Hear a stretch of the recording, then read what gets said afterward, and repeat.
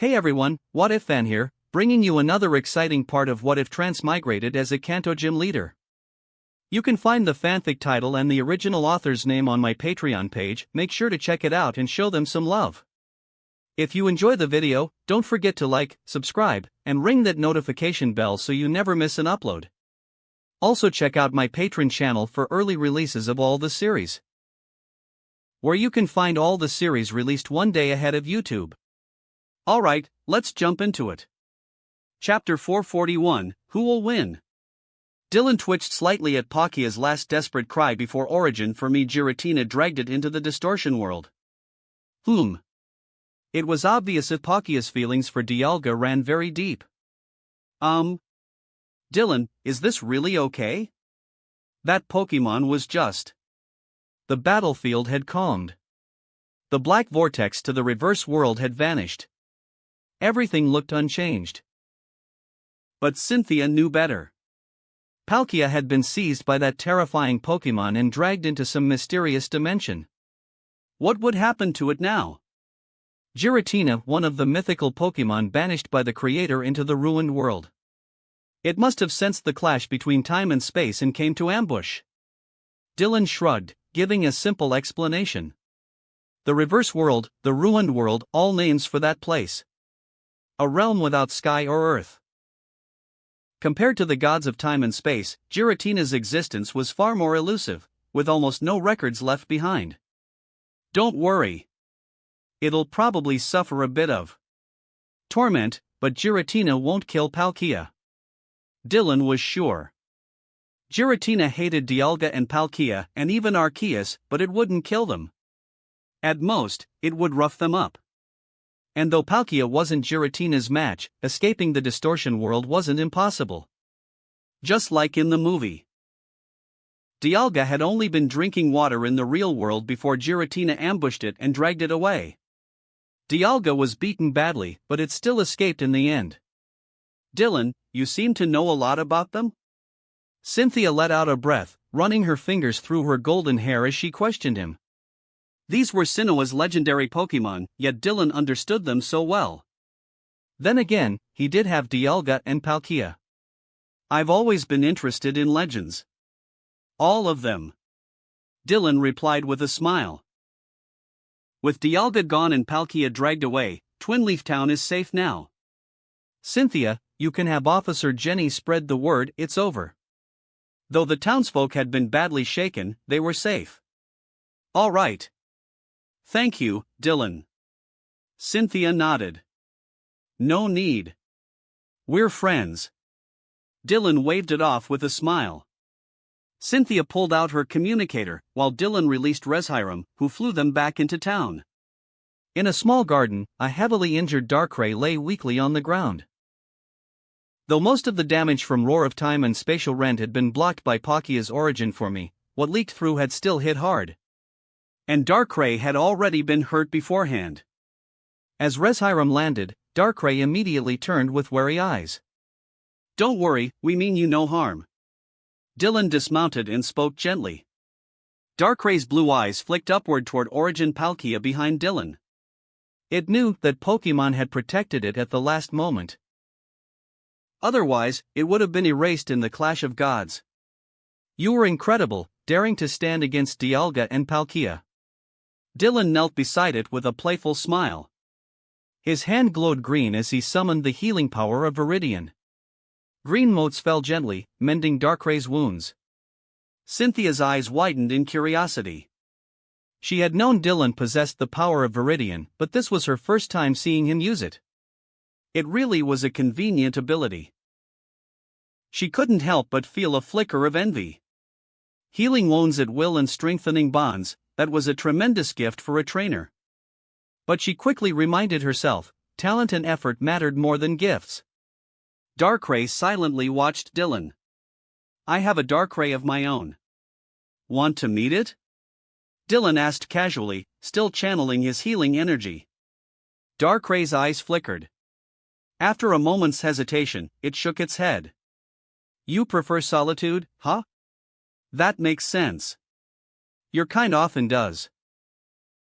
Dylan chuckled softly. Darkrai said nothing. Its kind had always been shunned. Its bad dreams ability meant anyone who slept nearby would suffer nightmares.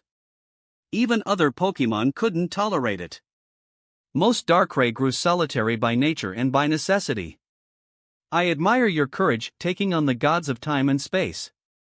I'm guessing this town holds precious memories for you, which is why you protected it so fiercely. Darkray's eyes shimmered with emotion. It was true. Alicia was special. Its voice rasped, low and rough. She once helped me. This place, it's everyone's garden. Long ago, wounded, it had stumbled here. The girl Alicia hadn't feared it, she had cared for it, comforted it, even let it stay. Because of her, Darkrai had felt kindness for the first time. Even after so long, it still protected this place for her. Even if the enemy was a god. I believe, if Alicia could see you now, she would be proud. Dylan's smile was gentle as the healing light faded. But Alicia was long gone. She had been human, after all. In the movie, this very Darkrai had even mistaken Alice for Alicia. Thank you. Darkrai rose unsteadily, bowing in gratitude. No need. Your courage amazed me. Darkrai, have you ever thought about leaving this place? Darkrai fell silent, conflicted. Leave? It didn't know. Because of Alicia, it had long considered this town its home. For decades, it had defended it. It had even saved young Alice once. And yet, no matter what it did, the townsfolk still despised it. Simply because it was Darkrai, an omen of nightmares. Could it truly ignore that hatred? Sometimes, choices must be made. Perhaps this town has meaning for you. But your future is too long to remain bound here. Yes, too long. Darkray's lifespan far outstripped humans. But Alicia was gone. Only the rejection of the townsfolk remained. Was that really what Alicia would have wanted? Darkrai lowered its gaze, sinking slowly into the shadows. I want to see Alicia. Go on. Dylan nodded softly. Darkrai vanished. Dylan stared at the spot for a moment before shaking his head. You looked really moved. You already have one Darkrai, were you planning to catch this one too? Leaf leaned close curiously. I just think, it's wonderful, that this world has Pokemon. Dylan looked at the Pokeball in his palm with a warm smile. Yes. This world, with Pokemon, was truly wonderful. The sincerity of their emotions, the sight of Darkrai fighting to protect what it cherished, was beautiful. Leaf tilted her head in puzzlement. This town is just a shackle for that Darkrai. The good memories bind it to a place that's already changed. It deserves somewhere better. Dylan's voice was firm. Originally, he hadn't wanted to catch this Darkrai. But after seeing its courage against Dialga and Palkia, he'd changed his mind. And maybe, it really is special. He thought of something. In the official games, a special Darkrai from Twinleaf had been distributed, one that could use Spatial Rend in Roar of Time. Though, this one hadn't shown those moves. Unless, it would awaken them after being struck by them? Shame Galactic didn't show. Dylan muttered. Cyrus had always sought Dialga and Palkia, to destroy and remake the world. Surely he would have rushed here, but perhaps he was too late. No wonder I want to challenge you more and more, Dylan. Cynthia's eyes sparkled, fixed on the black-haired man. Oh. I look forward to it too. Dylan raised an eyebrow. After this, I'll apply to challenge Steven. If I win, I'll be number 2, and earn the right to face you. Cynthia brushed her bangs aside, speaking firmly. Cynthia, you're serious? Lily and the others stared. Yes. I can't hold back any longer. She raised a hand to her chest, smiling elegantly, but her gaze burned with passion. As Sinnoh's strongest, she had to aim for the very top. I'll be there to watch your battle with Steven. Dylan's lips curled into a smile as he met her eyes. Cynthia versus Steven. Who would win? Chapter 442, From Now On We're Best Friends. Twin Leaf Town, farewell. From a mountain overlooking the town it had guarded for decades, Darkrai gazed down, its blue eyes filled with emotion. Just as Dylan had said, this place now belonged to the past. If it stayed here, it had nothing left but fading memories. And with the townsfolk's hatred, even those memories might someday turn bitter. Darkrai didn't want that. So, after saying its final goodbye to Alicia, it chose to leave. When you have time, come back and visit her, Dylan said softly beside it. Darkrai nodded. Dylan. I think I've grasped something special. I don't know where it came from. Darkrai turned, uncertainty in its eyes. Slowly, it raised its right claw, pink-purple energy flickering. Dylan's eyes widened. This is... The space around its claw warped faintly. Dylan recognized it immediately, Spatial Rend. Still weaker than Palkia's version, but unmistakably the move's embryonic form. It really could use Spatial Rend. Dylan was stunned. In the games, the special Twin Leaf Darkrai distributed officially had Spatial Rend and Roar of Time, but that was an event Pokemon. Yet this Darkrai, battered by those very moves, was actually beginning to learn them? Impressive. Very interesting. Darkrai, your fortune is remarkable. Dylan quickly composed himself, smiling in admiration. No matter how, Darkrai learning Spatial Rend was a great thing. And since it would be his Pokemon from now on, the stronger and more unique it was, the better. With Twin Leaf behind them, Dylan called Baraz and Murray and borrowed confined Hoopa once more. Using its rings, they returned briefly to the ruins of Machina, leaving Shayna with instructions: if Arceus awoke, inform him immediately. Arceus' awakening was inevitable, only the exact time was unknown. But when it did, its first stop would surely be Machina. Brother, what do you plan to do when Arceus wakes? From the story, it doesn't sound like it'll forgive Machina so easily. On their way back, Lily tilted her head curiously. Honestly, she thought Arceus had been far too kind. Lending humans its life force, only to be betrayed. The truth isn't exactly as Shayna said, Dylan shook his head. The others blinked in surprise. But it was still humanity's greed that caused it. Either way, when Arceus descends, we should first try reasoning with it. Dylan wasn't one for needless violence. But returning the plates right away? Out of the question. He'd try to talk. If Arceus could be reasoned with, perfect. If not, if its heart was drowned in resentment, then they would fight. The plates would only be returned once Dylan was sure Arceus had fully recovered. Otherwise, with all plates, Arceus would be untouchable, immune to every type. That would be impossible to battle. MHM. Lily nodded firmly. She trusted Dylan's judgment. Cynthia really did challenge Steven. The internet's blowing up. Checking her phone, she showed them the World Championship app's latest news. Rank number 3 Cynthia challenges rank number 2 Steven. What an announcement. Unless someone had been dethroned, the current ranks reflected true power. The world's third-ranked trainer, Sennoa's champion Cynthia, versus the second-ranked trainer, Hoenn's champion Steven.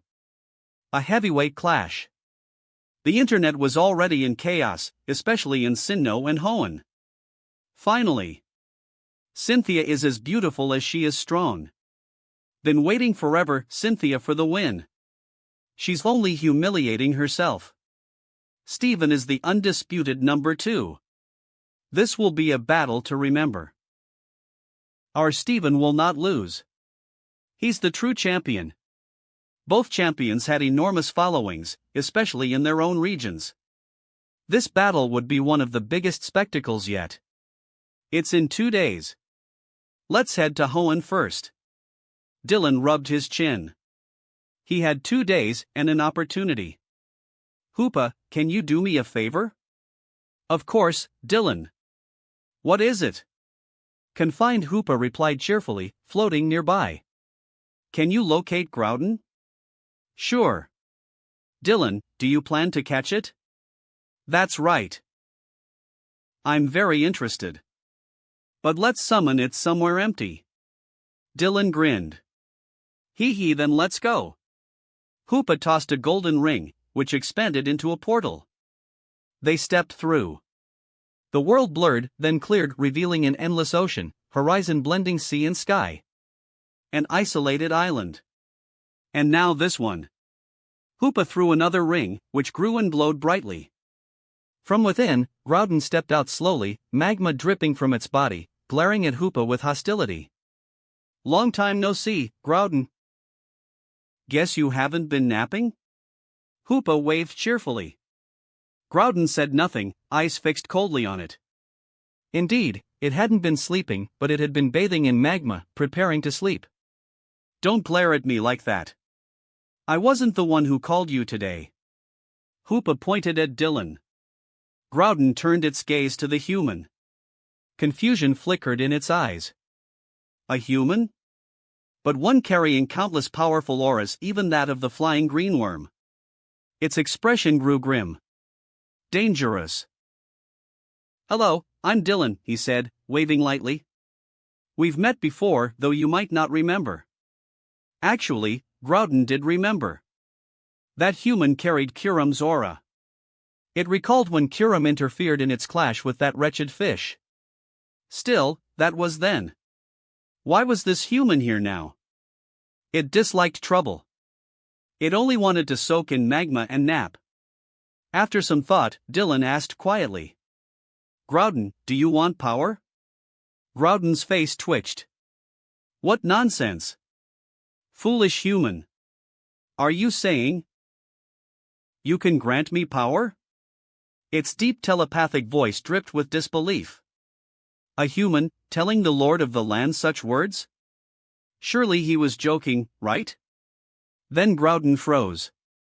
Dylan was holding up a brown, prism-shaped stone radiating overwhelming earth energy. The earth plate. An Arceus plate? Hoopa gasped as well. It knew that power all too well, its own ceiling had been tied to Arceus might. Can I not grant you power?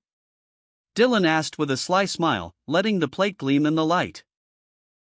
Groudon's eyes followed it hungrily, almost drooling. Was this human serious? A plate representing the very essence of land. For Groudon, the temptation was indescribable. That's Arceus plate. How do you have it? With great effort, Groudon dragged its eyes from the stone to Dylan. As much as it wanted to clutch it, it wasn't foolish. That was Arceus treasure, coveting it was dangerous. There's a long story. But all you need to know is, until Arceus wakes, this plate is free to use. Dylan explained casually. At those words, Groudon's gaze shifted again, stealing glances at the plate. If not for the powerful auras surrounding Dylan, it might have already lunged to seize it. Seems you want it badly, Dylan said with a smile. If you stay with me, you can hold on to it. What do you say? This. Groudon wavered. As the ruler of land, could it really follow a human? That damned fish would laugh itself silly. And to be bribed this way, how humiliating. I can also help you find Kyogre. Together, we'll crush it. Human. From today, we are best friends. Groudon's booming telepathic voice rang out, earnest and loud. Yes, it was nothing if not straightforward. Chapter 443, Steven vs. Cynthia. Catching Groudon had been far easier than expected. Dylan chuckled as he watched Groudon hugging the earth plate with a silly grin. All it took was giving it the plate, and promising to help it beat up Kyogre once, for Groudon to agree. Easier than Dylan had imagined, though that only highlighted how deep the grudge between the non-flyer and the fat fish ran. After all, they had fought for millennia. Even if their clashes began over natural energy, by now, they simply hated each other on sight. By the way, Groudon. Something crossed Dylan's mind, and the corner of his lips curved upward. What is it, Dylan? Groudon's mood was excellent. The earth plate's pure land energy was nourishing it immensely. It was confident. Given enough time absorbing it, it could surpass that fat fish once and for all. Just picturing itself stomping Kyogre underfoot felt like reaching the peak of its life. "Can you fly?" Dylan asked curiously. The air froze. Groudon stiffened. Hoenn, Slateport Arena. This was the region's largest stadium, home of the Grand Festival. Today, however, it was packed to the brim, every seat filled. Trainers from Hoenn and far beyond all wore expectant looks. The atmosphere feels different somehow. From a private box overlooking the stadium, Dylan and his group observed. This room was reserved for VIPs like them. Still, Dylan personally preferred watching matches directly among the crowd. It felt more alive that way. Of course it's different. This is Cynthia versus Steven, after all. Diantha crossed one arm elegantly and touched her cheek with the other, smiling. A match like this can't be missed. If not for seat limits, there'd be even more people here. Exactly. Leon laughed heartily, arms crossed. Ranked number 4 in the Masters 8, the only ones above him were Cynthia, Steven, and Dylan. He, too, had come to watch in person. After all, both Steven and Cynthia were opponents he longed to face. Not only Diantha and Leon, Iris, Serena, Alola's current champion Hao, Alder, and many others were gathered. With so many champions present, Dylan naturally joined them here. I really wonder who'll win, Alder mused with a smile and deep curiosity. Dylan, what do you think? Iris asked. Hard to say. Dylan shook his head. Between Cynthia and Steven, who was stronger? Impossible to judge. Even in the Anime's World Championship, the two never fought to a decisive result.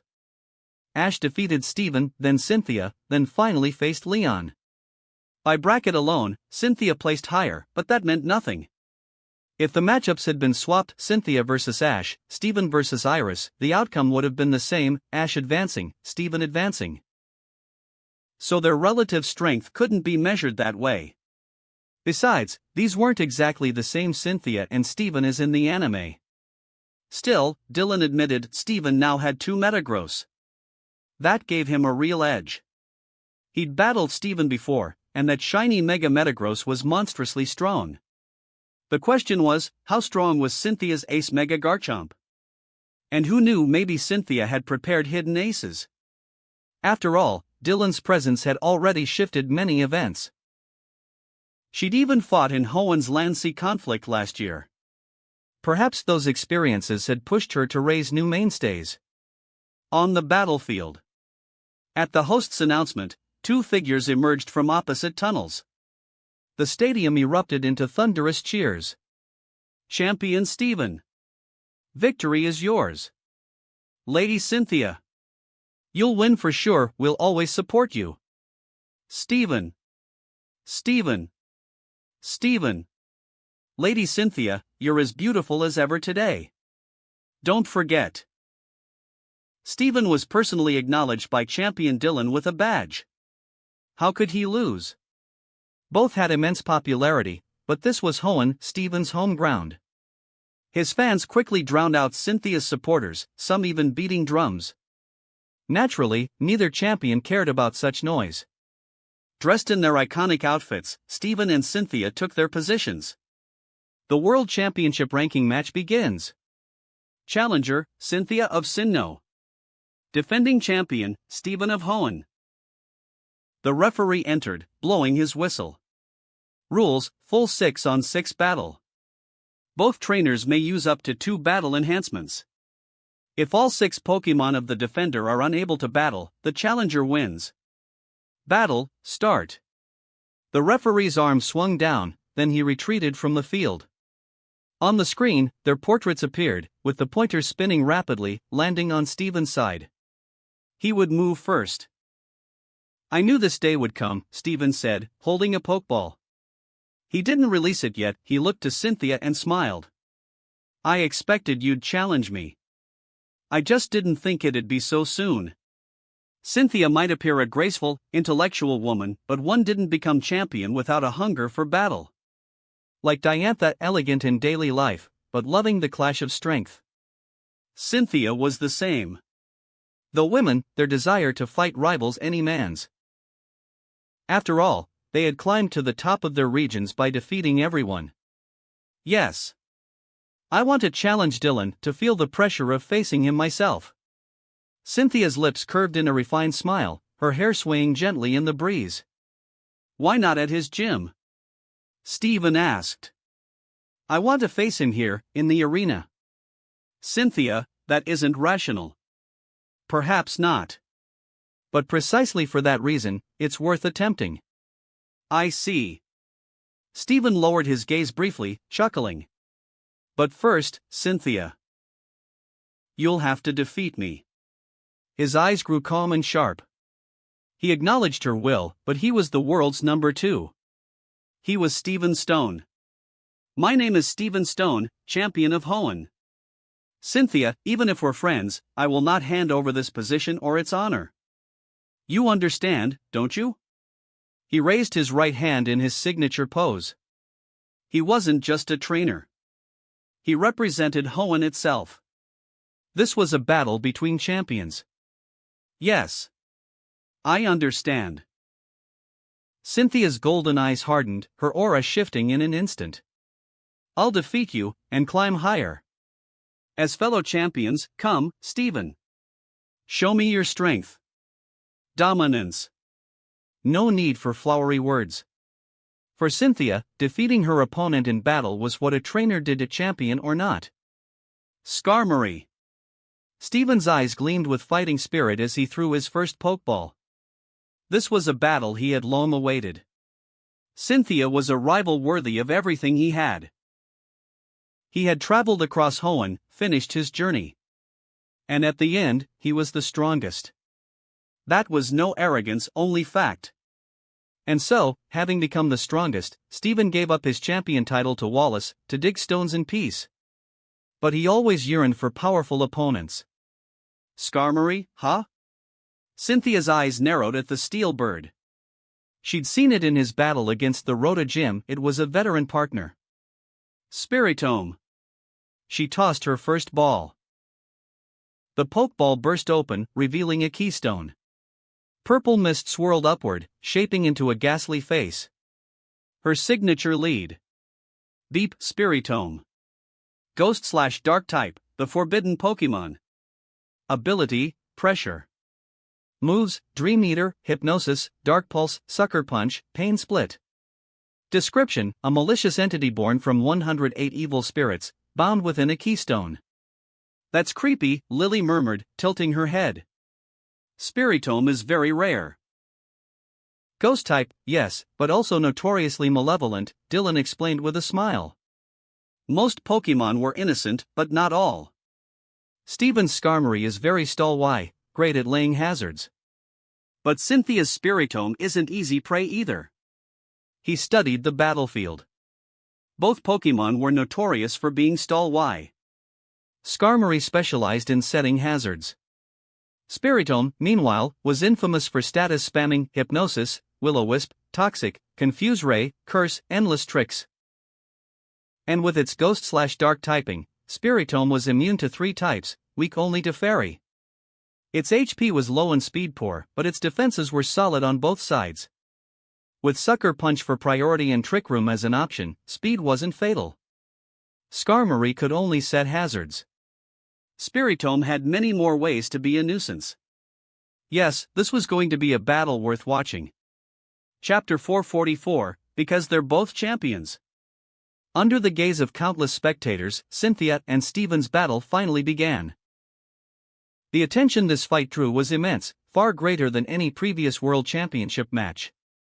The world's number 3 trainer challenging the world's number 2, just that headline alone was enough to make waves. So it could be said without exaggeration, anyone following the World Championships was watching this battle. For those aspiring to break into the Masters 8, this was even more crucial. Because whether it was Stephen or Cynthia, both stood as rivals they would one day need to surpass.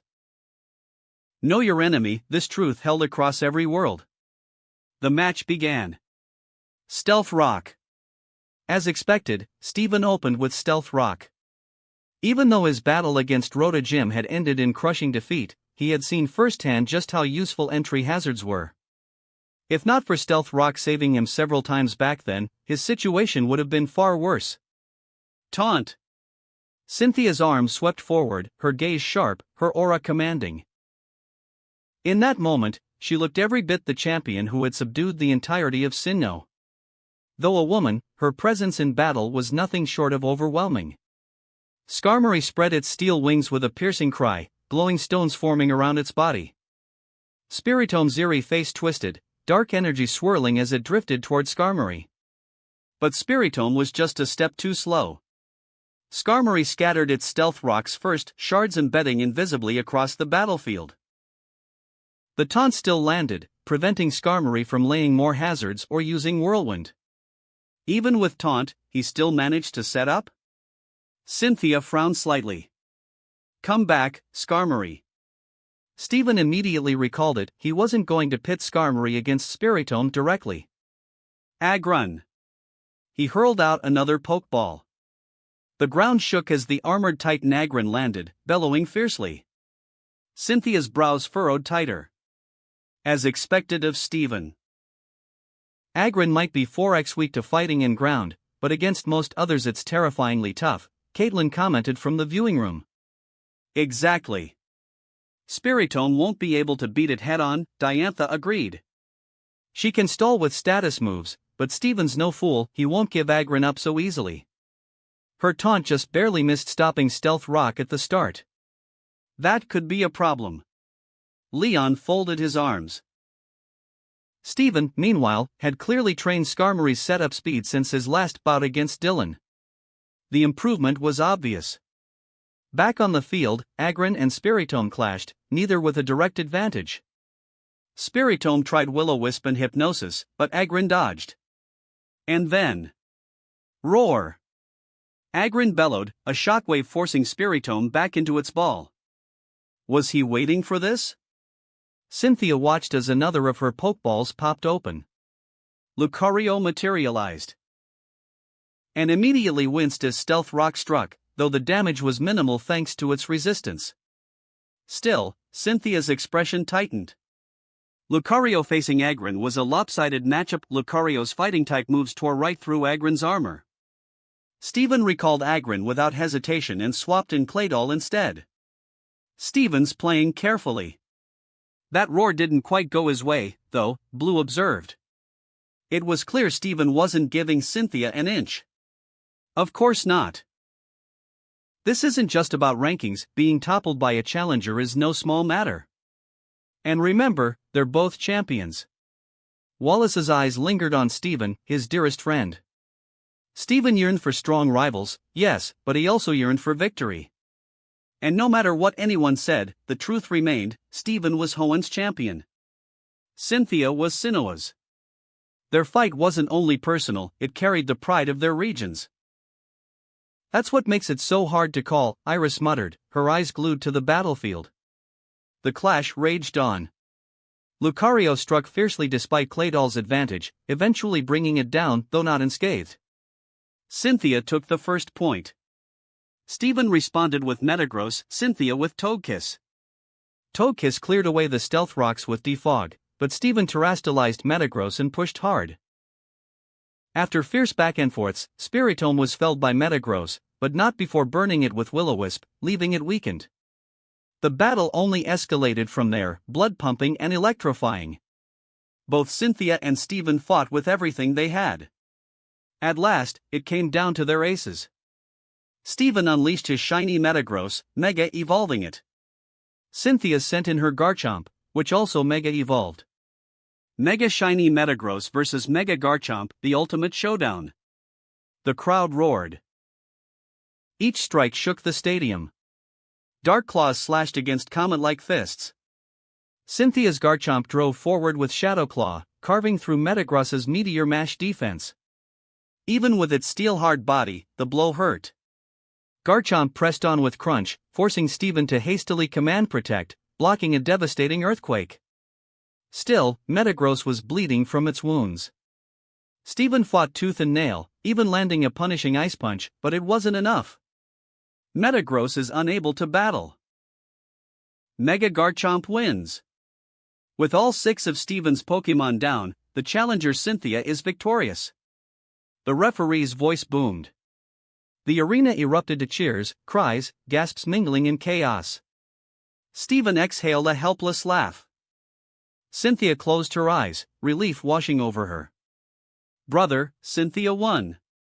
That means she'll challenge you next. Then tell me, Lily. Dylan tapped his chin, smiling. What kind of team should I use against her? Chapter 445, How many of Dylan's aces can Cynthia defeat? Congratulations, Cynthia. Though he had just lost, Steven still showed grace as he offered his congratulations. Being dethroned left a sour note in his heart, of course, but that was only human. Regardless, he had given everything he had. Losing at the end, there was nothing more he could do. Thank you. Cynthia shook his hand, then turned her gaze toward the viewing room, her beautiful eyes glimmering faintly. With this victory, Cynthia had officially defeated Steven and risen to the No. 2 seat among the Masters. News of her triumph spread across the world like wildfire, but that was only the beginning. Barely an hour after the match ended, another announcement shook the globe. Masters number 2, Cynthia, challenges Masters number 1, Dylan. The second strongest trainer in the world was challenging the very strongest. Without question, this news was far more shocking than her battle against Steven. The internet exploded. No, champion Cynthia. Please don't do something so reckless. A true trainer must face hardship head-on. Strongest in the world? Has he proven it? He's never beaten Cynthia, what gives him the right to be first? Yeah, and then she'll get utterly crushed? Hilarious. She just made it to number 2 and already she's flying too high, challenging Dylan? Place your bets, place your bets. How many of Dylan's Pokemon can Cynthia take down? I'll start my monies on a clean sweep.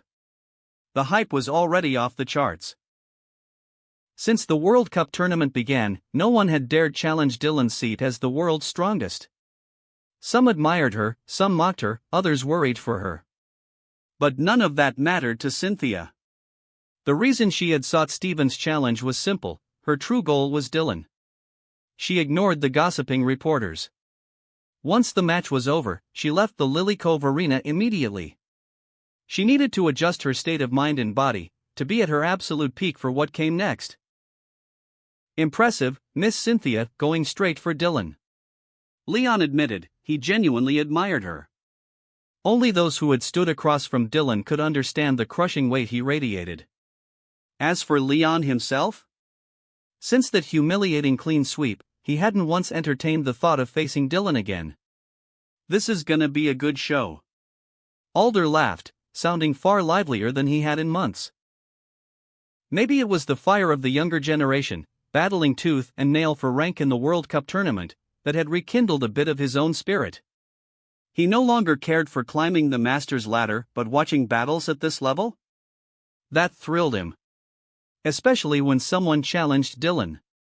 Dylan, for his part, only smiled without answering. Truth be told, he was looking forward to this match. 3 days later. Indigo Plateau, packed to the brim. Lady Caitlin? Outside the waiting room, Dylan leaned against the wall, idly scrolling his phone. He looked up, surprised, as Caitlin approached. The young lady was, as always, elegant. Her hair was so long she had to use her psychic powers to keep it lifted off the floor. Good day, Leader Dylan. She hadn't expected to meet him here, but quickly offered a graceful bow with her polite smile. I just came from Cynthia. What a coincidence. She explained lightly. It wasn't odd. She and Cynthia were close friends, after all. I see. In that case, might I trouble you for a small favor? Dylan smiled warmly, tilting his head at her. Please, go ahead. Caitlin tilted her head, porcelain pale face carrying a hint of curiosity. Would you press this for me? He pulled out a small spinning wheel. Still confused, Caitlin pressed the button. The wheel spun rapidly before stopping, on a little ghost icon. Ghost, HM. Not bad. Dylan nodded. Leader Dylan. What exactly is this? Caitlin suddenly felt a bad premonition. Well, I have a bit of decision paralysis. I've raised too many Pokemon, so I can never decide which to bring for matches. This makes it easier. Dylan scratched his head, smiling sheepishly, sunshine bright. Ha! Caitlin's lips parted in shock, her little pink tongue visible as she gawked at him. This kind of thing. But now I don't have to worry. Since you drew Ghost, I'll use a Ghost-type team against Cynthia. He tapped the Pokeball thoughtfully. And since it's not a gym match, I'll mix in 2 other types for balance. Leader Dylan. I recall your official champion team is Dragon-type, Caitlin tried gently. If Cynthia learned that she was the one who picked Ghost for him. This wasn't good. Sure. I used dragons against Leon. But if I only ever used dragons, that wouldn't be fair. My other partners deserve a chance to shine on the world stage too. Dylan said it like it was the most natural thing in the world. Fair. To him, all his Pokemon were family, he couldn't favor one group over another. Anyway, thanks for the help, Lady Caitlin. You're too kind. Caitlin forced a smile, though she couldn't shake the feeling she'd just doomed her best friend. It should be fine. Ghost types weren't unbeatable. Cynthia could handle it, right? And Dylan did say he'd bring a couple of others too. Indigo Arena. Welcome, everyone, to Indigo Plateau. The weather's great today. Up on the platform, Goodshow beamed as he spoke into the mic. He was clearly in excellent spirits, so much so that he'd taken up the host's role himself. Without further ado, let's welcome our 2 challengers to the stage. Dylan. Cynthia. As their names rang out, the 2 trainers emerged from opposite sides of the stadium. The arena erupted. Woo! Champion Dylan. Invincible. Cynthia, please. I bet you'd take down at least 2 of his Pokemon. Dylan's so handsome, my husband is the best. No one is unbeatable. Cynthia, crush him for us. What Pokemon will Dylan use today? I can't wait. The cheers were deafening. Most of the crowd, naturally, was in Dylan's corner. This was Kanto territory, after all. And Dylan's record was simply too terrifying. Even fans from Sinnoh didn't feel fully confident in Cynthia here. This was the man who had clean-swept Leon and Lance, after all. Dylan walked to his trainer's spot, smiling and nodding at Cynthia. The challenge match of the World Cup tournament begins now. The challenger, Sinnoh champion Cynthia. The defender, Kanto champion Dylan. Battle rules, full 6 vs 6, with 2 forms of enhancement allowed. When one side's 6 Pokemon can no longer battle, the other side wins. Begin. The referee bowed slightly, then stepped aside. On the big screen, portraits of Dylan and Cynthia appeared. The pointer spun and landed on Dylan. He would send out first. I'd been waiting for this day, Cynthia. Dylan slowly pulled on black gloves, unbuttoned the top 2 buttons of his shirt, striking a casual, almost roguish figure. From the moment I became a trainer, I dreamed of this, whether against you, or Steven, or Lance. He rolled a Pokeball between his fingers, gaze locking on Cynthia, the elegant, commanding Sinnoh champion. She gave no answer, only met his eyes with her own sharp, determined gaze. To me, you're all special. To share this stage with you, before the whole world, it's an honor. His smile was warm, voice calm. But there can only be one result. He flicked the Pokeball into the air. My first Pokemon, let's go. Goldengo, battle ready. With a flash of white light, the golden humanoid Pokemon landed, striking a jaunty pose with one hand on its hip. The evolved form of Gimmighoul, Goldengo. Deep, Goldengo. Steel/Ghost type. Ability, good as gold. Known moves.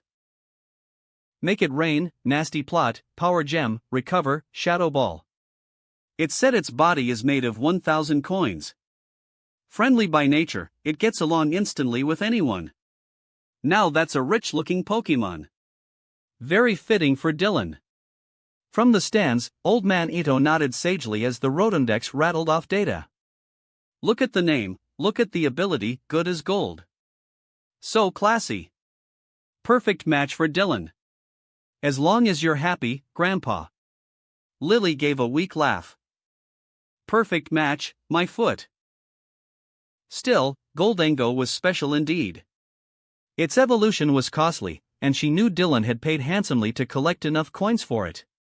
Calling it a pay-to-evolve Pokemon wasn't wrong, most trainers would never manage it. Goldango, ha! Cynthia narrowed her eyes. A steel team? A ghost team? Or a mixed lineup? Exactly. Cynthia, let me show you the charm of ghost types. Dylan spun the Pokeball on his fingertip, grinning. Ghosts, huh, troublesome. Cynthia frowned slightly. Tricky, elusive ghost types wouldn't be easy to deal with. This type was chosen for you, Cynthia, by your dear friend. Chapter 446, Dylan vs. Cynthia. My sisters helped me pick this typing? Cynthia frowned in puzzlement. What was that supposed to mean? But now wasn't the time to think about it. This was a battlefield, there was no point dwelling on cryptic words. After a brief pause, she sent out her most trusted opener. Spiritome. The keystone hit the ground with a dull thud, and the eerie, twisted face of Spiritome emerged, glaring straight at Dylan's Goldango. A smart choice. Not knowing how strong Dylan's Goldango really is, Spiritome is the safest pick to start with. In the viewing room, Leon folded his arms, nodding approvingly at Cynthia's decision. Spiritome was indeed one of the best openers, a wall with excellent defenses and only one weakness, Fairy. In most cases, Spiritome was almost impossible to take down quickly, especially since it was also proficient in status and disruptive moves. Unfortunately for Cynthia, Goldango's ability nullified almost all status moves. That was the majesty of good as gold. Looks like Dylan isn't planning on using his overpowered legendary Pokemon today. Steven glanced at the Golden Spectre. Goldango was rare, yes, mainly because its evolution requirements were so extreme. But it wasn't a legendary. Dylan just wants to enjoy the battle. If he used legendaries every time, crushing opponents would get boring fast. Wallace's elegant smile carried its usual gentle charm. Instead of that, maybe we should be guessing how many Pokemon Dylan will need to beat Cynthia. Though he phrased it lightly, everyone understood what he meant. Wallace clearly enjoyed watching others slam headfirst into Dylan's wall of strength. Steven shot him a disdainful look. Maybe because he had once suffered through Dylan's endless rain teams himself. On the field.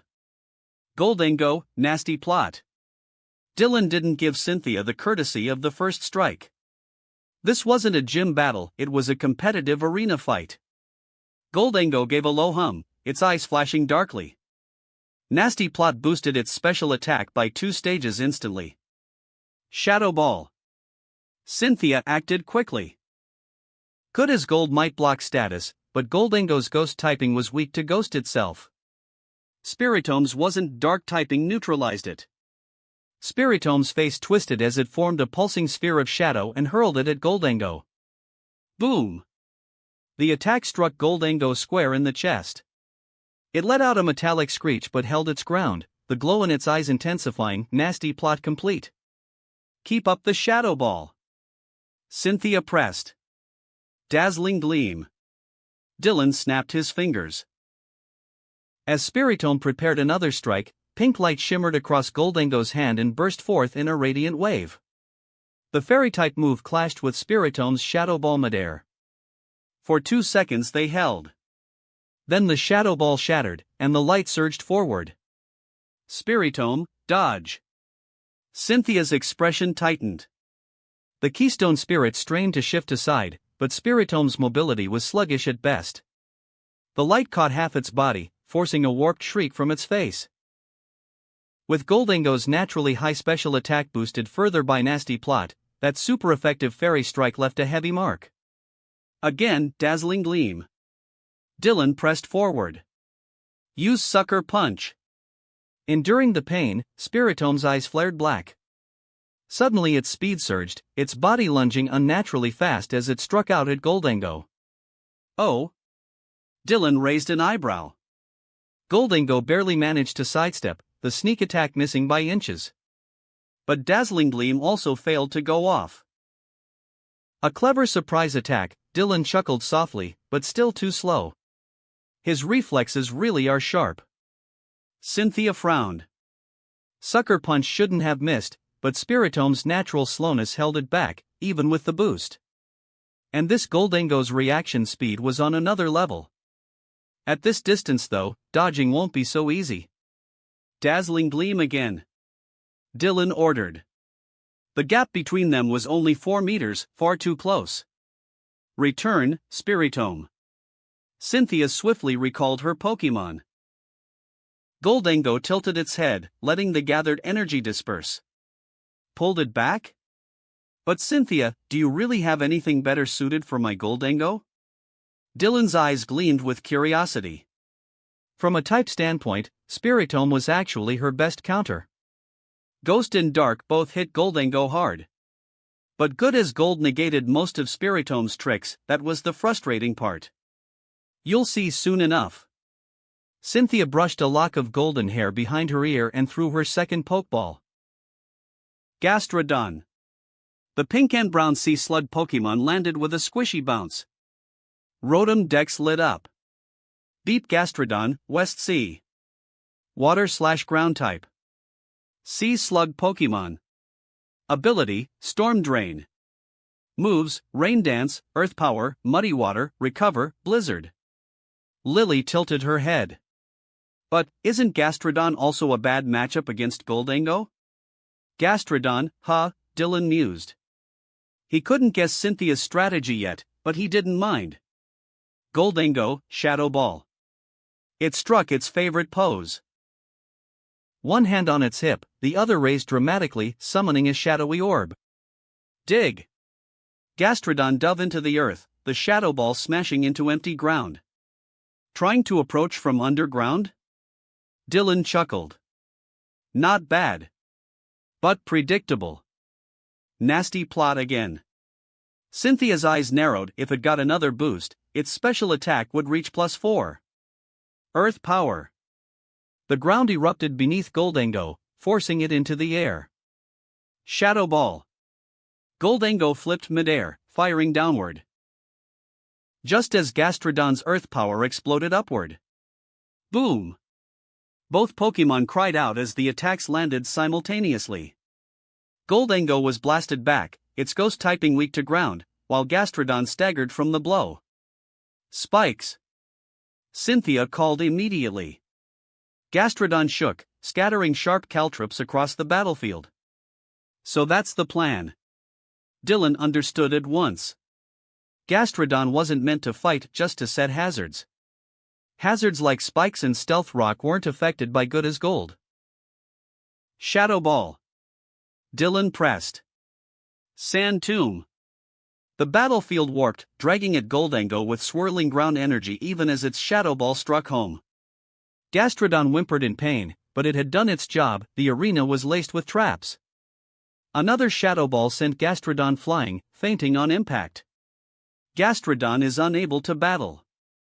Goldango wins. The crowd erupted. So strong. 3 Shadow Balls and Gastrodon's down. Cynthia's fighting so hard, but this is only Dylan's lead Pokemon. Cynthia recalled Gastrodon gently. You did well. Then she threw her next Pokeball without hesitation. Lucario. The Aura Pokemon landed gracefully, eyes locked on Goldango. If I can force it to move and strike with Earthquake, this ends here. But then she heard Dylan's calm voice. Goldango, recover. Chapter 447, please go easy on Cynthia. Goldango, recover. At Dylan's command, Cynthia's pupils tightened. Recover, a normal type move that restored a massive amount of health. If Goldango managed to pull it off, then all the damage her team had worked for so far would mean nothing. Lucario, Earthquake. But at this range, could it really close in time? Cynthia immediately gave her order. Lucario let out a sharp cry, clenched its fist, and slammed it into the ground. Rumble. The battlefield trembled violently, shockwaves bursting outward. Goldango's body glowed with white light, its wounds knitting rapidly. The last thread of light sank into its chest. Its health nearly back to full, just as the quake reached it. The tremors hammered into Goldango, making it flinch in pain. Ground was still a punishing weakness. Bone Rush. Cynthia pressed the assault. Lucario clasped its hands together, summoning 2 bone staves and rushing forward. A ground-type Bone Rush, a rare move, almost unique to Cubone's line, Mandibuzz, and Lucario itself. Shadow Ball. Keep it away. Dylan ordered calmly. Goldango extended its hands, forming multiple small shadowy orbs instead of one large one. A volley of miniature shadow balls flew outward like bullets. Lucario's staves spun in a blur, deflecting several, but the sheer number overwhelmed its defense. One broke through, then another. The blast struck Lucario, sending it flying back. Shadow Ball. With a push of its arm, Goldango fired a full-powered sphere at the airborne Lucario. Lucario. Lucario twisted desperately, teeth gritted, forcing its body to spin midair. Gasps rippled through the stands as the shadow ball narrowly grazed past its waist. Dylan raised an eyebrow. Earthquake. Cynthia's tone hardened. Lucario landed, slid several feet, then hammered the ground again. Rumble. The tremors surged toward Goldango. Protect, Dylan said with a smirk. A shimmering green barrier unfolded, absorbing the quake. Cynthia's lips pressed thinly, brows knitting tighter. Disappointed? Dylan's voice cut across the arena. If I'd made Goldango jump, it would have triggered the stealth rock and spikes your Gastrodon set up. That would have let Lucario close in for melee. But here. He smiled faintly. This is the World Championship stage, Cynthia. Not a gym battle. He recalled Goldango into its Pokeball. It had already done its part, but between field hazards and its lack of close combat skill, keeping it in wasn't wise. My second Pokemon. He tossed another Pokeball. Aegislash, to the field. White light burst, revealing the eerie Sword and Shield Pokemon, hovering silently in the air. The moment it appeared, a stealth rock detonated, but Aegislash, in shield form, only faltered slightly before resuming its calm float. Deep Aegislash. Steel/Ghost type. Royal Sword Pokemon. Ability, Stance Change. Moves, King Shield, Head Smash, Sacred Sword, Swords Dance, Iron Head, Shadow Sneak. Leon's eyes widened. So Dylan also has an Aegislash? I never heard of this. Aegislash was powerful, yes, but also incredibly demanding. Only a true master could wield its potential. And if anyone could, it was Dylan. Aegislash. Cynthia's expression grew grave. She knew this species well. It could be terrifying in the right hands, or clumsy in the wrong ones. But with Dylan? There was no question. This one's been with me a long time, Dylan admitted, brushing his nose. Funny enough, I'd barely used it in real battles. Today feels like the right chance. Cynthia, experience its true strength. Her heart sank. If Dylan was saying that, then this Aegislash was even stronger than Goldango. She raised her Pokeball. Return, Lucar. Clang. A shimmering wall snapped into existence behind Lucario. The recall beam fizzled harmlessly against it. Cynthia's eyes narrowed. Block, Dylan said, smiling faintly.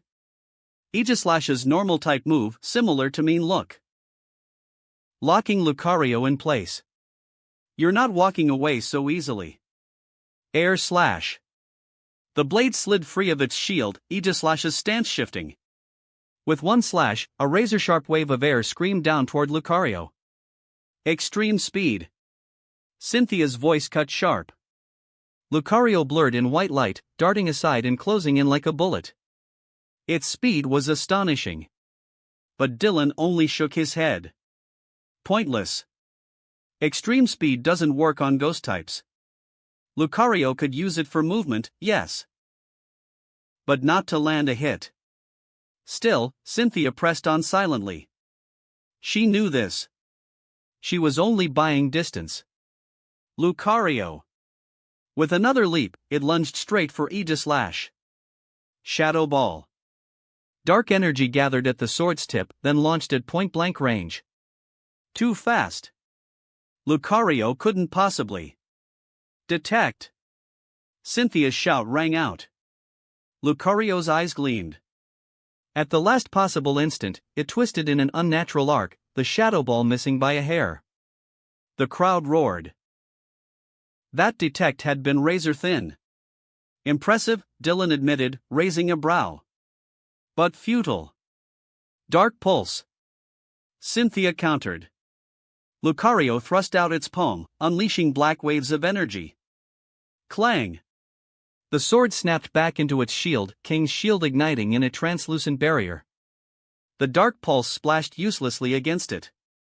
Cynthia's stomach dropped. It switched stances that fast? Before she could recover. Sacred Sword. The blade flared blue and cleaved downward. The strike slammed into Lucario's chest. It screamed, flung brutally into the dirt, leaving a crater. Air slash. The follow-up wave of air scythed down, exploding where Lucario had fallen. When the smoke cleared, Lucario lay limp in the pit, unconscious. Lucario is unable to battle. Aegislash wins. The referee's voice barely carried over the stunned silence, then the crowd erupted in disbelief. That was Cynthia's ace. It didn't even move from its spot the whole time. This Aegislash feels even stronger than Leon's. In the stands, Caitlin's hands twisted into her dress, face pale. Caitlin? What's wrong? You look unwell. Hilda leaned closer, frowning in concern. The noblewoman forced a weak smile. I'm fine. Just tired. But inside, her heart raced.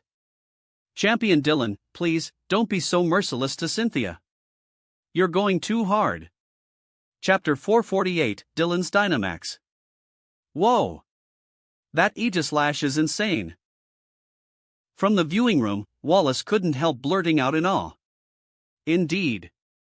Its reaction speed is incredible, and the timing of that King's shield was flawless. Leon also nodded, impressed. Steven's eyes gleamed with fascination. He found Aegislash oddly stylish, tempting enough to make him want to raise one himself. Champion Leon, how do you think Dylan's Aegislash compares to yours? Steven asked curiously, since Leon's Aegislash was also well known. Leon thought a moment, then chuckled. Hard to say without battling it myself. But Dylan's Aegislash clearly hits like a truck. Exactly.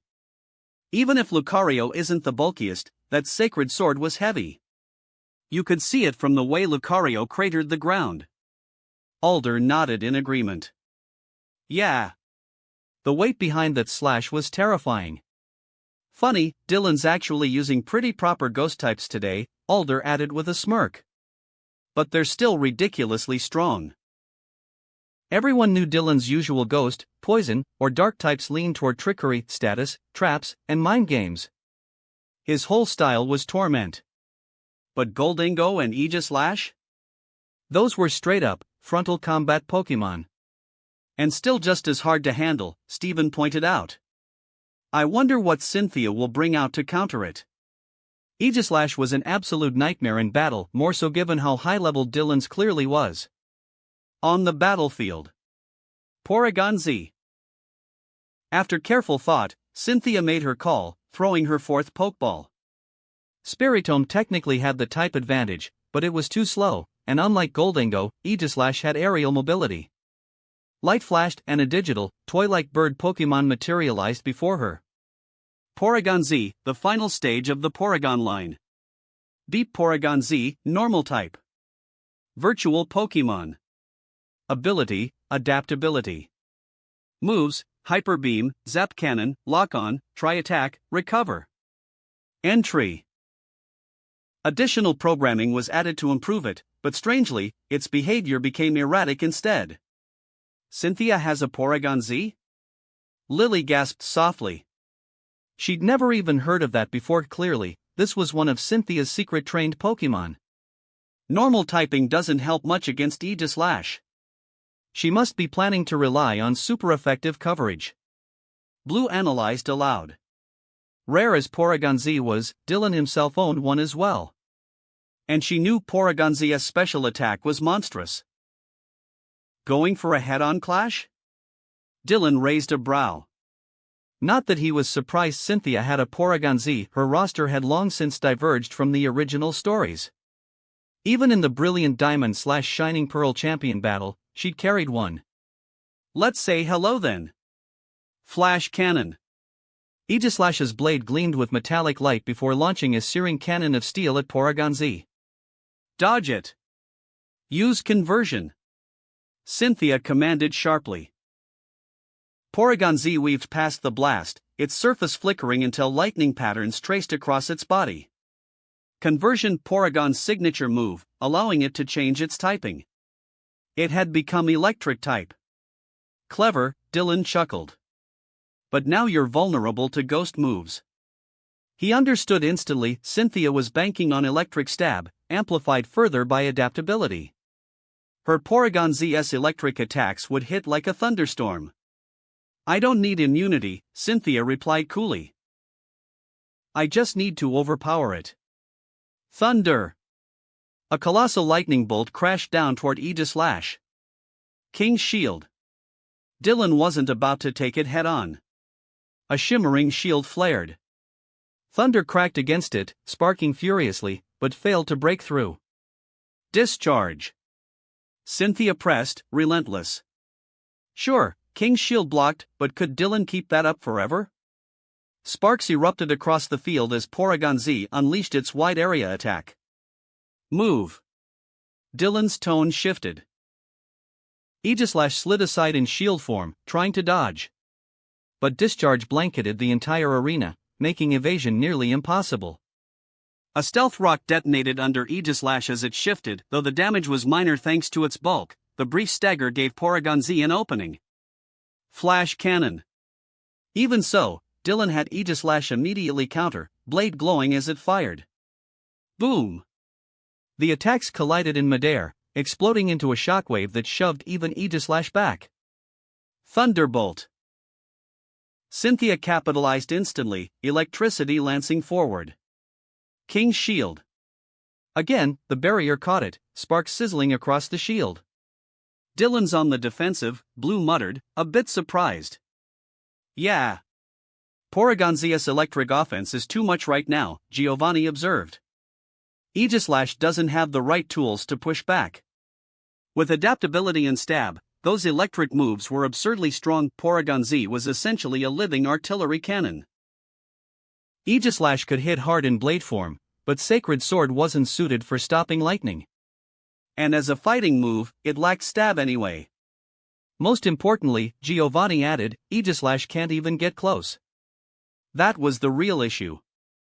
Porygon Z wasn't built for melee, but Aegislash simply didn't have the speed to reach it, especially not with hazards like Stealth Rock on the field. Dylan tried forcing a push, even cleaving through a Zap Cannon with Sacred Sword.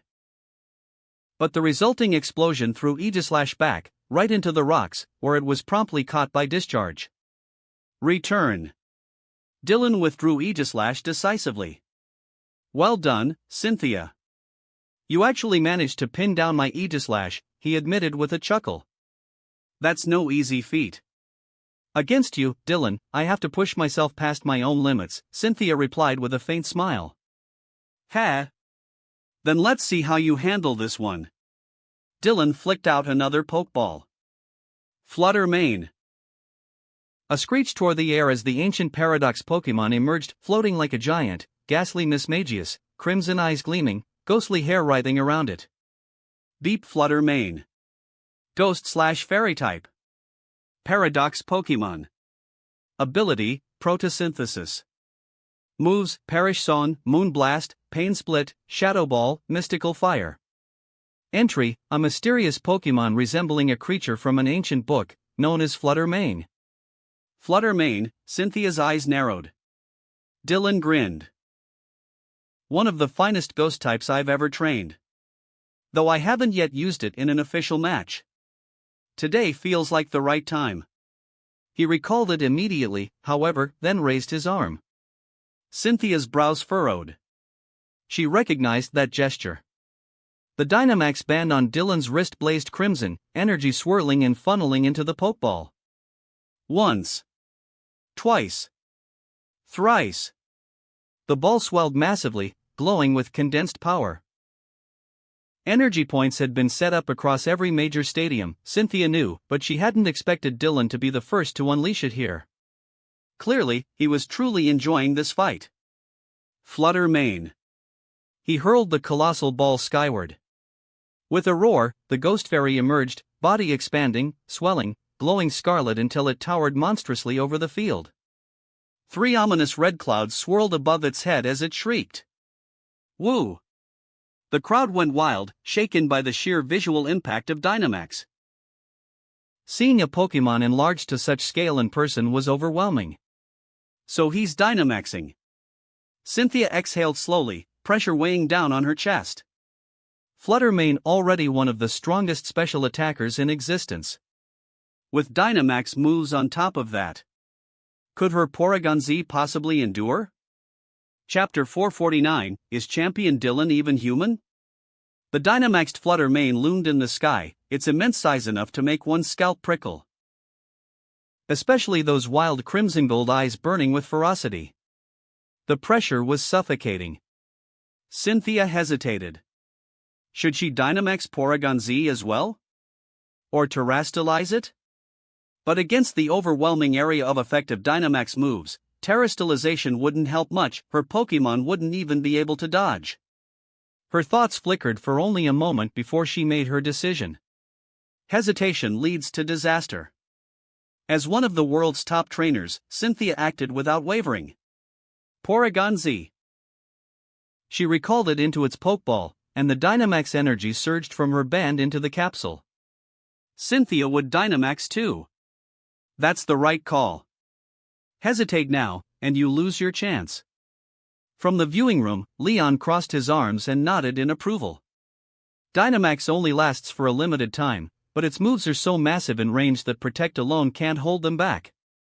Whether it's terrastalization or mega evolution, neither can reliably deal with it in the short term.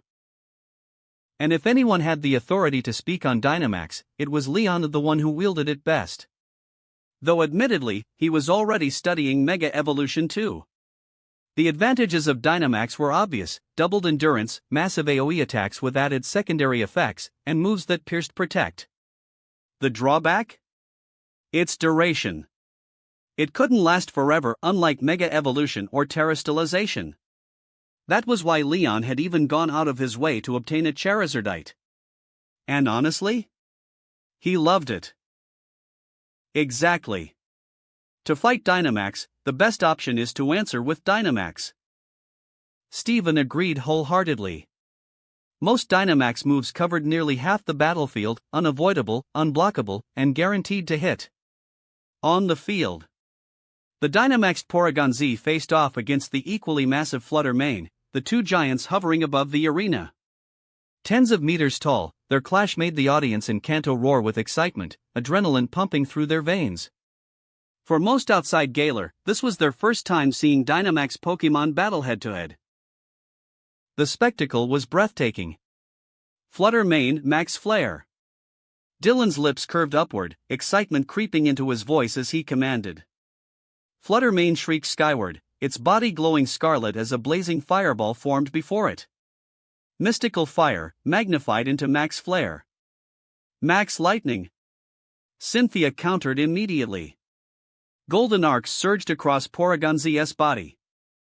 Thunderclouds boiled into existence overhead, lightning writhing within. Zap cannon, magnified into max lightning. The fireball shot forth, while a colossal thunderbolt descended from the storm. Boom! Max flare exploded against Porygonzia's body, flames erupting across the sky as it cried out in pain. At the same time, Fluttermane was swallowed in the raging storm of electricity, screeching as lightning ravaged it. Golden currents crackled across the battlefield, electric terrain surged into place. Above, the clouds parted as harsh sunlight blazed down. Max Flare's side effect, sunny day. Fluttermane endured the blast, and under the blazing sun, its photosynthesis triggered its special attack, soaring. That didn't hit as hard as I thought. Cynthia frowned. Porygonzia's max lightning, born from Zap Cannon, should have torn Fluttermane apart. Yet Fluttermane still looked lively, even healthier than Porygonzia after taking Max Flare. How? Was its special defense really that sturdy? Truthfully, Cynthia didn't know Fluttermane all that well. She knew it was a powerhouse of a special attacker, but little else. Few outside Dylan himself had even trained one. Blue had one too, but she never actually battled with it in public. Max Starfall. Dylan gave a faint glance at the lingering arcs on the ground. Fluttermane glimmered, stars forming above it before crashing down. Moonblast, magnified into Max Starfall. Max Phantasm. Cynthia shot back instantly. Dark energy swirled before Porygonzia, forming teacups, chairs, and other objects that hurled toward Fluttermane. Shadow Ball, magnified into Max Phantasm. Boom boom boom. The battlefield thundered as the two giants clashed again. This time, Fluttermane clearly took heavier damage. Max Phantasm's ghost typing hitting super effectively. But Porygonzia wasn't unscathed either. With its lower special defense, Max Starfall hit brutally hard. The clash left Fluttermane's defense dropped, while Max Starfall's mist spread, misty terrain replacing the electric terrain. Again! Max Phantasm. Cynthia pressed for the kill. Max Guard. But Dylan wasn't foolish. Fluttermane raised a translucent shield, Max Guard, the only move capable of blocking Dynamax attacks. The blow smashed into it, but the shield held firm until the storm of energy dissipated. And then, the swirling red vortex above them unraveled. Their colossal forms shrank rapidly, returning to normal. Dynamax was over. Cynthia lost big there. Leon shook his head knowingly. The audience saw it clearly. Perhaps Cynthia lacked experience with Dynamax, but the aftermath left her at a disadvantage. Exactly. Look at the field, sunny day and misty terrain, both in Fluttermane's favor. Iris pursed her lips. Sunny day fueled its photosynthesis, raising its already monstrous special attack. Misty terrain, meanwhile, protected it from status. Cynthia realized it too. Her gaze flicked briefly to the blazing sun overhead, lips pressed together. Still, her Porygonzia was in fighting condition. She couldn't give up now. Thunder! Cynthia ordered. She needed to test Fluttermane's power in its current state. Fluttermane, Moonblast. Dylan chuckled. Lightning split the air while a glowing sphere of moonlight formed before Fluttermane. Boom! The attacks collided midair, shockwaves bursting across the arena. What? Cynthia's eyes widened. Thunder should have overpowered Moonblast easily, yet the clash held even. Worse, Moonblast gradually pushed Thunder back until it shattered the lightning bolt entirely, surging toward Porygonzia. Porygonzia dodged just in time, but Cynthia's heart sank. Imprison. Dylan's voice cut in. Fluttermane's hair writhed as a glowing red X symbol appeared before it, sinking into its body. Cynthia's pupils contracted. Psychic-type move, Imprison. Any move Fluttermane knew, Porygonzia could no longer use. And if Fluttermane knew electric moves, which it did, then Porygonzia was left with nothing but Zap Cannon. One slow, unreliable shot. Cynthia's mind raced, but Dylan's eyes told her he'd already guessed her next thought. Porygonzia, Ratu. Mean look. Fluttermane's eyes gleamed with eerie darkness. Porygonzia's shadow warped, locking it in place. The red recall beam from Cynthia's Pokeball hit but was swallowed by shadow. Silence fell. Cynthia's chest rose and fell sharply, frustration roiling within. Again. First Lucario, now Porygonzi, blocked from retreat. How could he do this? So cruel. Champion Dylan isn't even human. He even denies his opponent the right to switch out. Absolute monster. If that were me on the field, I'd be crying by now.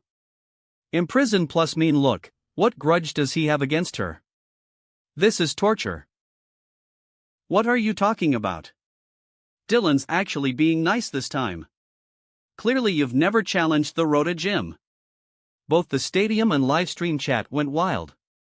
Making Cynthia fail to withdraw twice in one match was outrageous. Cynthia's patience is incredible. Wallace muttered in awe as he watched her silently endure. He prided himself on his composure, but in his own match against Dylan, he had nearly snapped. And Cynthia? Blocked twice, yet her face barely twitched. Her mental fortitude was terrifying. Wallace had to give her his respect. You won't be escaping so easily, Cynthia. Dylan's voice was warm, his smile gentle, almost mocking in contrast. Cynthia pressed her lips tight, forcing her emotions down. Calm. Stay calm. But with most of Porygonzi's arsenal sealed, there was nothing left it could do against Flutter Mane. Especially under Sunny Day, with photosynthesis fueling its overwhelming special attack. Porygonzi is unable to battle. Flutter Mane wins. The referee declared. Cynthia silently recalled it. 3 of her Pokémon were gone now. And Flutter Mane, how was she supposed to beat it? At last, she drew her next Pokeball, tossing it high. Take flight, Garchomp! Her ace had arrived. Chapter 450, Dylan's Super Evolution. Take to the skies. Garchomp! A violent, domineering dragon's roar shook the arena as a ferocious Garchomp landed heavily before Cynthia. It was none other than Cynthia's absolute ace, the pseudo-legendary land dragon Garchomp. The moment Cynthia's Garchomp appeared, her fans erupted into excited cheers. For Cynthia's supporters, just seeing Garchomp take the field was enough to fill them with an indescribable sense of security. This was something none of her other main Pokémon could bring. Because Garchomp was strong. Very strong. Cynthia's ultimate trump card. As long as Garchomp hadn't fallen, Cynthia had not lost. She had proven this countless times since the day she became Sinnoh champion. You're bringing out Garchomp right away? You still have 2 other Pokémon, don't you? Dylan studied the dragon for a moment, then smiled at Cynthia. I believe only Garchomp can defeat your Flutter Mane. Cynthia made no attempt to hide her thoughts. That Flutter Mane was far too powerful. To be safe, she decided to send Garchomp straight in. I see. Then please. Dylan chuckled and gestured for her to continue, as she clearly wasn't finished preparing. Garchomp! Cynthia raised her right hand. The keystone in her palm shone brilliantly. Garchomp roared skyward, the Mega Stone embedded in its body glowing in unison. The light of Mega Evolution flared brilliantly, transforming Garchomp's body in an instant. Moments later, accompanied by an even wilder roar, the scythe-armed Mega Garchomp appeared in all its brutal majesty. Beep, Garchomp, Mega Evolution. Dragon/Ground type, Mach Pokémon. Ability, Sand Force. Signature moves, Dragon Rush, Earthquake, Dig, Dragon Claw, Poison Jab. Description, more brutal than before Mega Evolution, it slices foes apart with its scythe-like arms. Mega Evolution. So she went straight for Mega Evolution. But even Mega Garchomp doesn't have it easy against Flutter Mane, does it? How confident choosing a battle where she's at a type disadvantage? Leaf clicked her tongue as she gazed at the elegant, black-clad Sinnoh champion in the arena. She really was confident, wasn't she? Flutter Mane had fairy typing, it was immune to dragon-type moves. And misty terrain still lingered on the field. On the battlefield. Say hello to our opponent, Flutter Mane. Dylan glanced up at the fading sunlight, then snapped his fingers. Moonblast. Flutter Mane screeched, a sphere of moonlight gathering before it, then shot downward at incredible speed toward Mega Garchomp. Moonblast super effective against Mega Garchomp. And with its photosynthesis boosting its special attack, if that attack landed, even Cynthia's Mega Garchomp would lose half its life in one strike. But such a direct attack was easy to dodge. Still, Cynthia made no move to evade. Poison Jab. The blood-red scythe in Mega Garchomp's hand gleamed with deep violet light as it swung down on the Moonblast. The scythe cleaved into the energy sphere, violet venom clashing wildly with moonlight. Boom! The Moonblast detonated, waves of energy exploding outward. Mega Garchomp staggered back under the shockwave, but not a single wound marred its body. The raging dragon raised its head, its fierce gaze locking onto the airborne Flutter Mane. What terrifying brute force! Steven couldn't help but sigh as he watched Mega Garchomp cleave through Flutter Mane's Moonblast with a non-stop poison jab. That same overwhelming strength was the very reason he had lost to Cynthia, the reason his Mega Metagross couldn't stand against her Mega Garchomp. Not technique.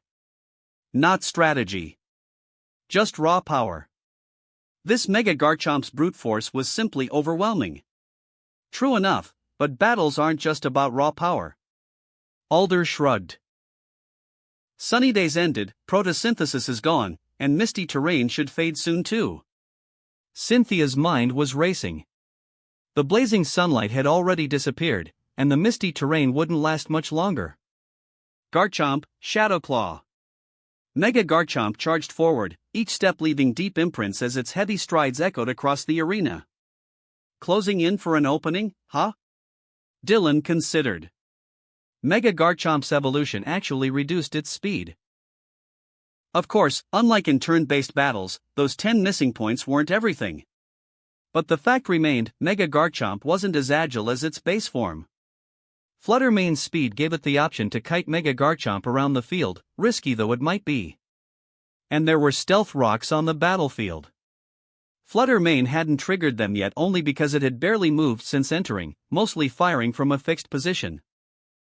But in the time it took Dylan to think, Mega Garchomp had already lunged forward, leaping high beneath Flutter Mane. Its twin sides glowed with ghostly energy. Shadow Claw. Dodge. Dylan had sorted his plan. Flutter Mane shifted effortlessly to the side, avoiding the direct strike without panic. Garchomp. Cynthia wasn't surprised. Mega Garchomp halted instantly, twisting its right arm to sweep across in a vicious slash. Flutter Mane ducked low, avoiding again. With a growl, Mega Garchomp slashed downward with its left scythe. Flutter Mane floated backward, dodging once more. Roaring in frustration, Mega Garchomp refused to relent, lunging after its opponent. Icy Wind. Flutter Mane opened its maw, exhaling a freezing gust that sprayed frost into the air. Ice-type Icy Wind. And as a ground-slash dragon, Mega Garchomp was 4 times weak to ice. Yet Garchomp didn't even blink. With a savage swing, it cleaved the icy gale apart, the frost blasting harmlessly past on either side. A single force breaking all technique. This Garchomp is brutal. May stuck out her tongue. But it still can't hit Flutter Mane. Flutter Mane's too agile. Toko shook her head. Not necessarily, Toko. May grinned mischievously. Toko froze, then quickly realized. The stealth rocks. Cynthia's waiting for the opening. Mega Garchomp's relentless pursuit suddenly made sense. But wasn't it strange? If Flutter Mane couldn't deal with Mega Garchomp, why didn't Dylan just switch it out? And then it happened. Flutter Mane, backing away to dodge, finally stumbled into a solid mass stealth rock. Boom! Flutter Mane. Dylan called calmly. The stones detonated, blasting Flutter Mane backward in pain. But its eyes glowed with an eerie black light unseen to the others. Something's not right. Cynthia frowned. It was too easy. Was Dylan handing her the win? He could have switched Flutter Mane out. This wasn't a gym match. And surely he hadn't forgotten about stealth rocks? With Flutter Mane forced back, one Shadow Claw from Mega Garchomp would finish it. Already injured by Porygon 2 earlier, Flutter Mane couldn't possibly take that hit. Dylan couldn't not know this. Garchomp. Shadow Claw. The thought flashed in Cynthia's mind, but the opening was too good. Instinctively, she gave the command. Mega Garchomp's scythe gleamed with ghostly light, slicing down toward the staggered Flutter Mane. At that moment, escape was impossible. But then... Wait! Garchomp! Cynthia's eyes widened. She shouted just in time. Mega Garchomp froze, its scythe jerking off course, barely missing Flutter Mane's head. The Shadow Claw's wind whipped through its ghostly mane. Flutter Mane's wicked grin stiffened. The black glow in its eyes flickered. Seriously? That close, and you missed? If I'd known, I would have thrown myself into it. Flutter Mane felt like it had just lost a fortune. To drag Garchomp down with Destiny Bond would have been so satisfying. You held back? The smile on Dylan's face faltered, his brow arching. Yes, if that Shadow Claw had struck, Flutter Mane would have gone down. But the moment it hit the stealth rocks, it had already triggered Destiny Bond, ready to take Mega Garchomp with it. Cynthia, looks like you figured it out. Dylan met her gaze, smiling faintly. You had Flutter Mane set up Destiny Bond. Cynthia let out a quiet breath. She had realized it just in time. Against ghost types, Destiny Bond was never to be forgotten. And Dylan's odd place had tipped her off. As expected of you, Cynthia. Dylan chuckled, withdrawing Flutter Mane into its pokeball. Before disappearing, the ghost shot Mega Garchomp a resentful glare as if it had been robbed of a kill. But also a pity. Dylan sighed softly, pulling out another pokeball. You could have taken down one of my mainstays. Indeed, had Destiny Bond worked, Cynthia would have scored that victory. But now, that chance was gone. I haven't lost yet, Dylan. Cynthia's eyes sharpened. Then face this one. Smiling faintly, Dylan tossed his fourth pokeball. Gengar. To the field. Jie. A shadow fell, twisting into the shape of a grayish-black Gengar, grinning wickedly. But before it could posture, the plump ghost yelped, clutching its short legs and blowing on its feet. Spikes left by the Gastrodon earlier. Oh. Agatha's brow lifted slightly. That's the shiny Ghastly you were asked about, right? Lorelei adjusted her glasses, recalling. It's grown strong, hasn't it? Agatha chuckled darkly as a shadow rose at her feet, her own Gengar peeking out curiously at the shiny Gengar in the arena. That shiny Gengar, it was its child. Stronger than you, Agatha rubbed her ace's head. Jie, her Gengar gave a goofy grin, though its blood-red eyes never left the gleaming white Gengar. Seems giving that child to Goodshow was the right choice after all. Agatha sighed. Had Goodshow not personally begged, she would never have let the shiny Ghastly go. If there were no promising young trainers, she would have raised it herself even in her old age. On the field. Gengar. Dylan raised his hand. The keystone shone again. Gengar floated upward, its megastone blazing with radiant light. Mega Evolution. The glow faded, revealing a snow-white Mega Gengar with jet-black eyes. The reversal of colors sent a wave of gasps across the arena. Mega Gengar. Cynthia's brow furrowed as she fixed her gaze on the eerie, pale apparition. This was Dylan's Mega Evolution. Deep Gengar, Mega Evolution, Ghost/Poison type, Shadow Pokemon. Ability, Shadow Tag. Signature moves. Destiny Bond, Perish Zone, Curse, Hypnosis, Dream Eater, Toxic. Description: its bonds are twisted. It is said Gengar only shows interest in prey it intends to hunt. Mega Evolution. With refined grace, Dylan clasped his keystone, smiling elegantly at Cynthia. Now then, Cynthia. Shall we have a delightful duel of mega evolutions? That wraps up this part of What If Transmigrated as a Kanto gym leader. Thanks so much for listening. As always, new parts drop every 4 days, so be sure to stay tuned. Also check out my Patreon channel for early releases of all the series, where you can find all the series released one day ahead of YouTube. If you enjoyed the video, don't forget to like, subscribe, share it with your friends, and please consider supporting the original author as well. See you in the next one.